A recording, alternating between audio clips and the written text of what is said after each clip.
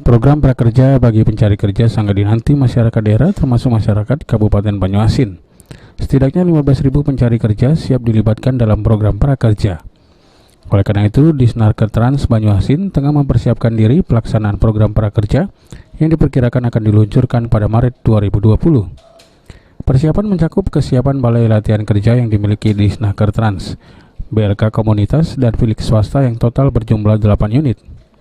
Seluruh BLK yang dimiliki siap menjadi lokasi pelaksanaan program prakerja yang dibuat agar pencari kerja siap dan memiliki skill dalam dunia kerja yang dibutuhkan.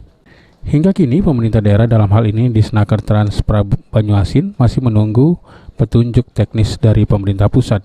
Kemudian akan menyiapkan data calon penerima program prakerja yang berkolaborasi dengan Disdukcapil Banyuasin dan Dinas Sosial, agar peserta program prakerja benar-benar orang yang tepat sasaran. Seperti apa kesiapannya di Banyuasin? Secara umum, Disnaker Kabupaten Banyuasin siap. Kami sudah mengadakan sosialisasi. Kemudian kami dari data yang ada masih banyak pencari kerja yang ada di Kabupaten Banyuasin. Menurut data dari statistik dan juga data yang pencari kerja yang ada di kami, itu kurang lebih 15.000 pencari kerja. Jadi apabila program tersebut diluncurkan, kami siap menindaklanjuti.